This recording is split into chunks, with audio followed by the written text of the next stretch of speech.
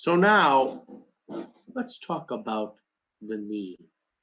Generally speaking, as animals, meaning humans as animals, do we have good knees? No. No, we generally do not have good knees as an animal. And we injure them, and it's very, very common. I'm sure many of you young colleagues, might have had an injury to the knee.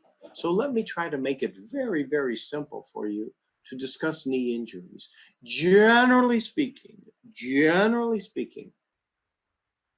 if your knee is really swollen, you did something wrong. Something's messed up, generally speaking.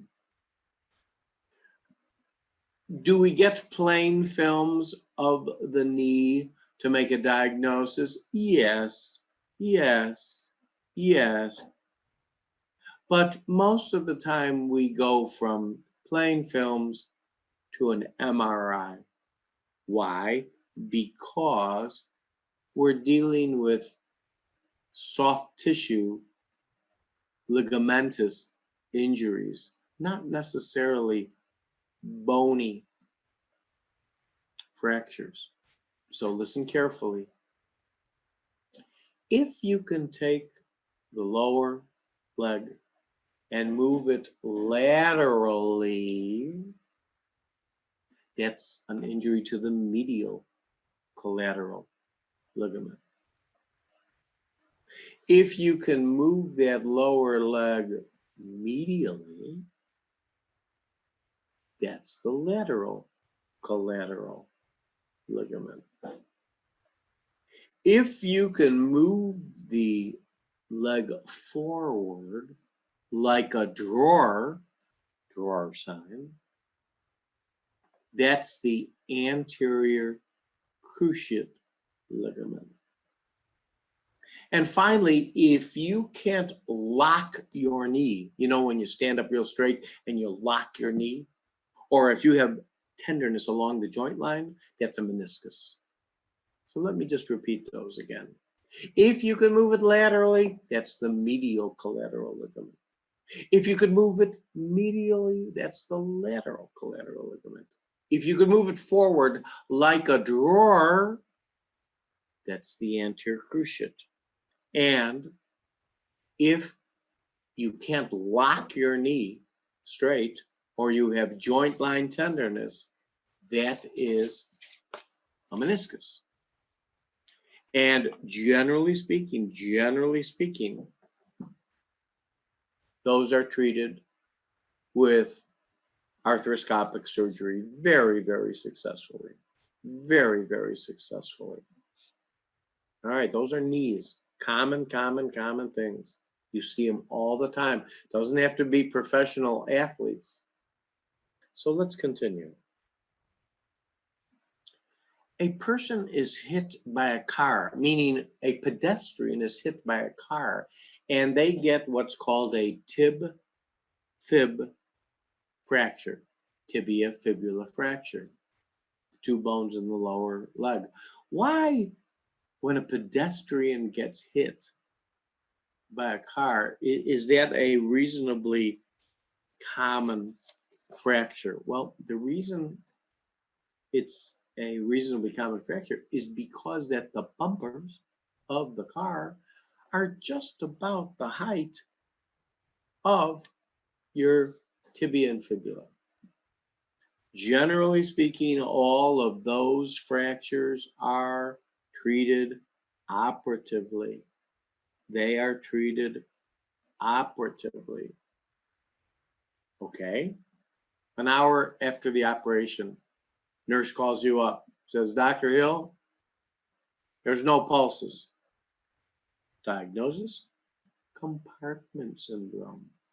Treatment, fasciotomy. Remember the same thing was with the forearm, ulna and radius? Well, what did the forearm have? The ulnar radius, interosseous membrane. Remember in your anatomy, please just say yes, you remember that the tibia and the fibula also have an interosseous membrane, so they can get compartment syndrome. all right? Tib-fib fractures, common in trauma, and you'll see them.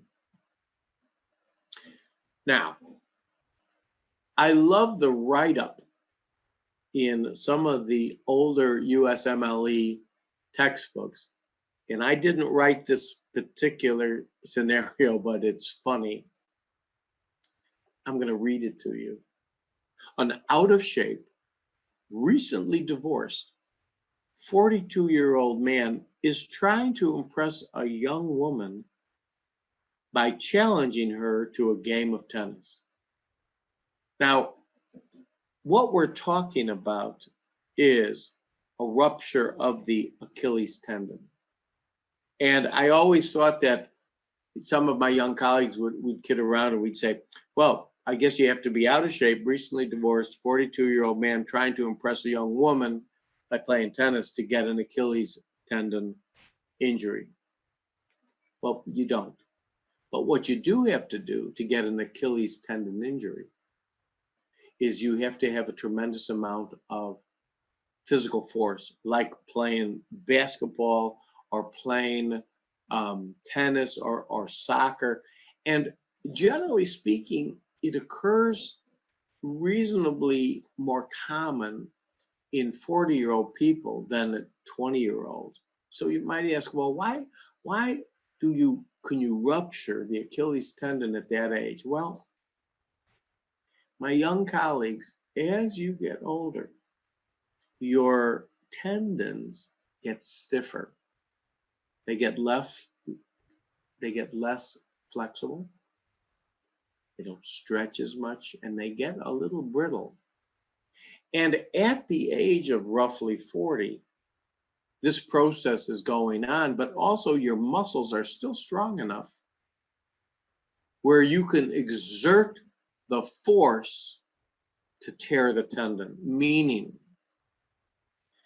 at my age, and I just hate thinking about this, I don't have the muscular strength to be able to tear my Achilles tendon.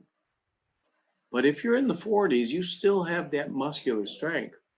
I mean, guys, I'm sure you have seen athletes, professional athletes, football players. There are some of them who are still in their 40s, and they're great athletes. And they still have the muscular ability to be able to tear something like an Achilles tendon. And if you tear an Achilles tendon, it will sound like a gunshot.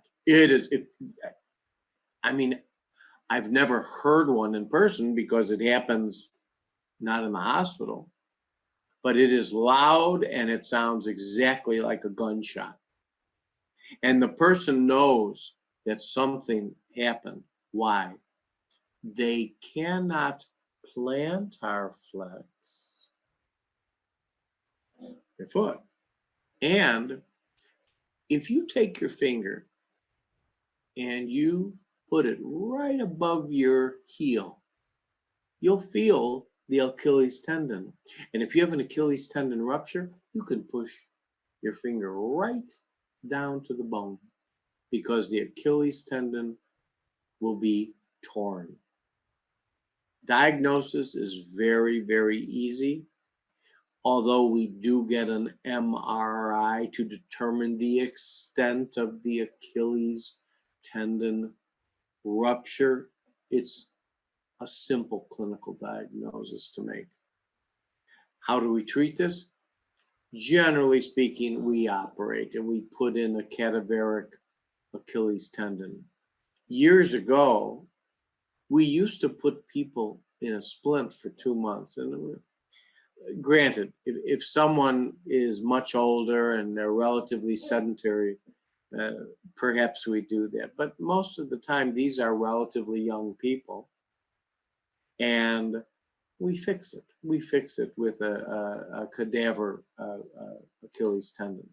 All right, so I bring up this whole thing because, again, that whole out of shape, recently divorced 42-year-old man trying to impress a young woman by challenging her to a game of tennis. The point of that is to emphasize the amount of force, all right? you trip and you break your ankle. Common, unbelievable. And guys, a lot of times when you break your ankle, you can break both malleoli and even more injuries. So an ankle break is not necessarily a minor thing. And a lot of times when you have an ankle injury, you need surgery. Remember something, you're putting your whole weight on your ankles all the time. And a lot of times you actually need screws and plates and things like that to secure the ankle so it will heal. So it's not uncommon.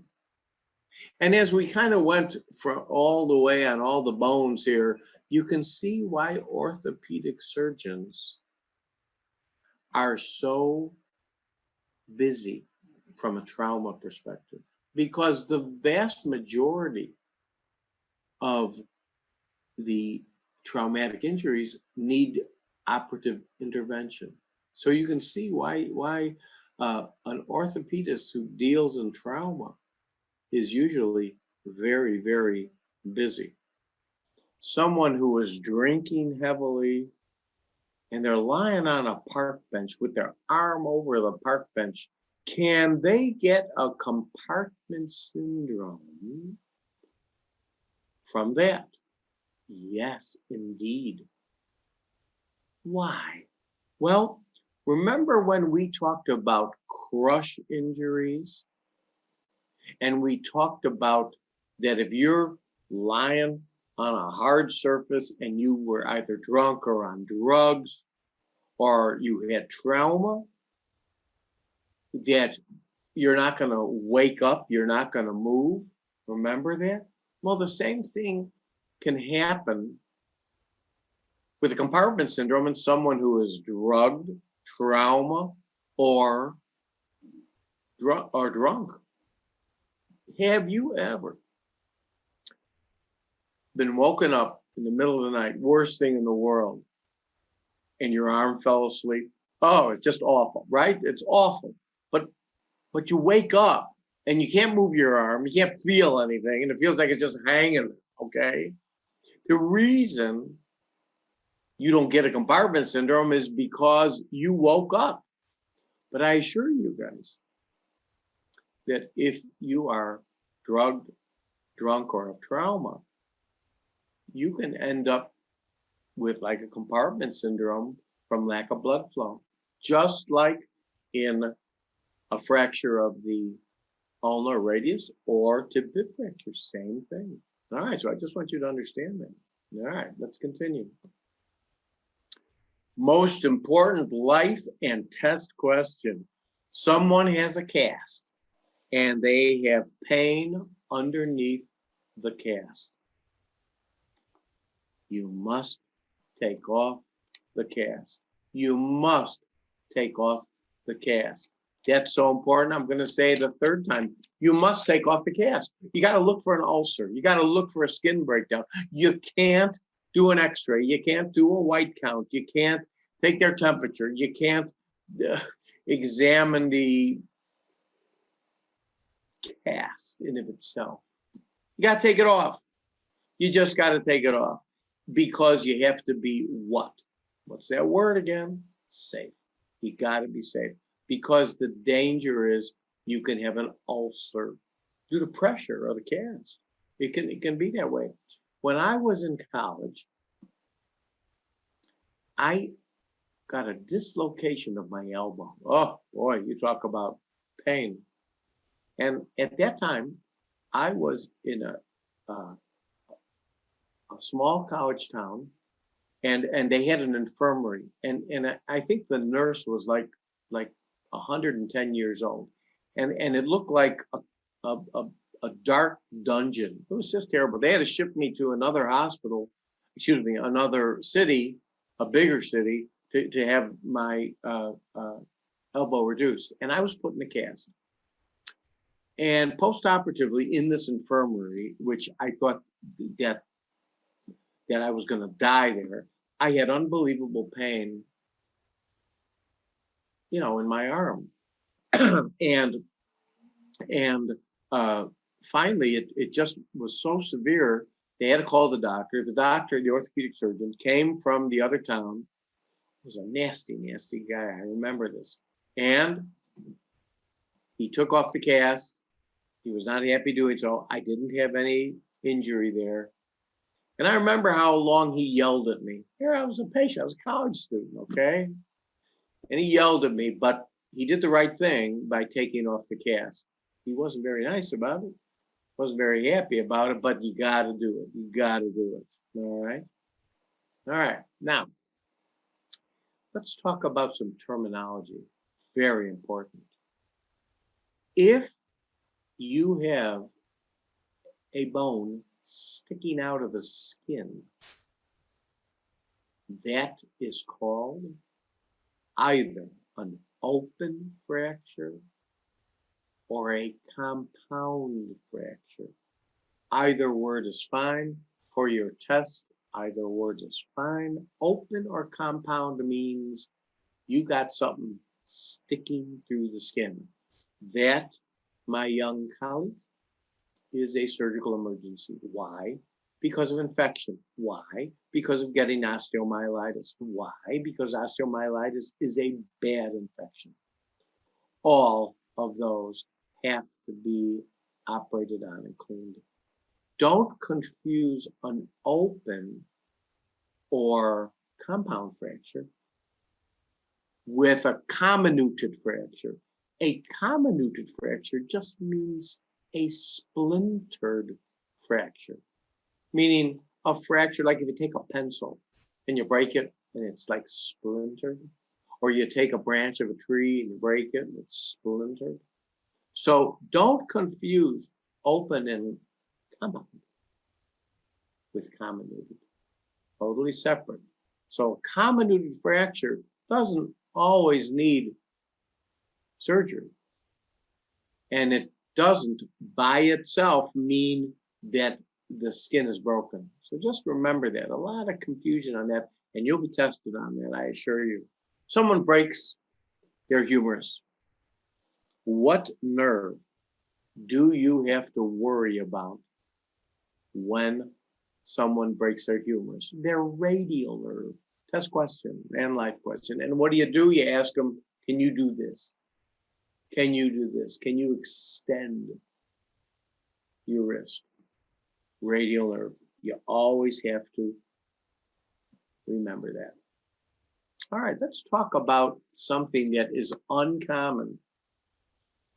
But you see, a lot of times on the football field, a posterior dislocation of the knee. Let me repeat that. A posterior dislocation of the knee. Guys, I cannot tell you how great a force you need to do that. Now, let me tell you a little story. I happen to live in the suburb of Chicago where a lot of the professional athletes in Chicago, and you know, in Chicago, we have a lot of athletic teams, you know that. And I have taken care of many Chicago Bears. And guys, I don't know if you've ever met a professional football player in person, but you're talking about not only big men, but really strong men. And guys, you watch football on television and you see these guys get tackled and stuff like that. You know, guys, I'm amazed that they survive getting tackled. And the force that is generated on these young men, professional football players, is unbelievable. And that's why, exclusive of trauma, meaning like from a car accident or something like that, you occasionally will see a posterior dislocation of the knee on the football field, but unbelievable force. The danger of a posterior dislocation of the knee is not the relocation. That's not the issue. You remember what blood vessel is behind the knee? The popliteal artery. Is that an important blood vessel? Yes. In fact, if that blood vessel gets injured, you can lose the vascularity of your lower leg, because all of the blood vessels to the lower leg come from the popliteal artery. What am I trying to say? You relocate the knee, okay, under anesthesia.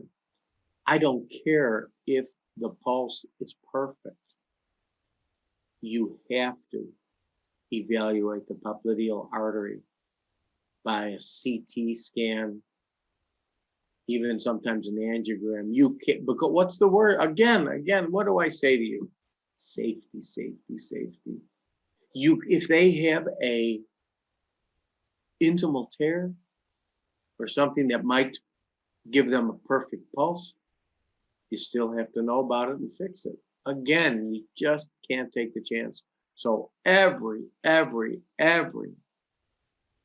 posterior dislocation of the knee that you will see, which are not common, you always have to evaluate imaging study one way or the other. And they're not going to ask you which test. They're just going to say, do you have to evaluate it from a radiologic perspective? Yes. You can't go by pulses and Dopplers.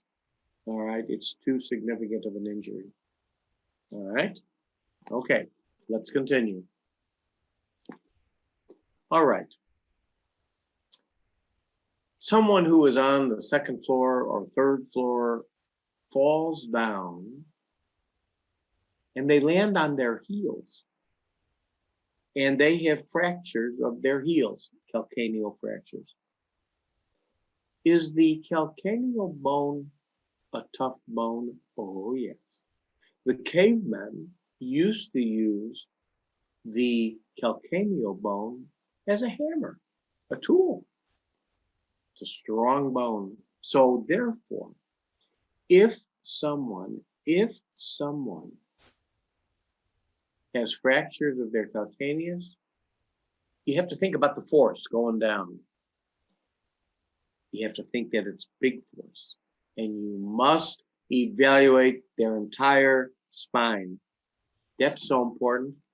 I'm going to say it again. You must evaluate their entire spine with calcaneal injuries. We used to do it by plain film. Guys, we do it by CAT scan. It's just more sensitive. It's just more sensitive. And we want to see if they have associated injuries in their organs. But it's generally done by CAT scan. Guys, you must evaluate the entire spine, because what are you looking for? Compression fractures. Compression fractures. You know where the vertebral body goes like that? You got to know about that. You have to know about that.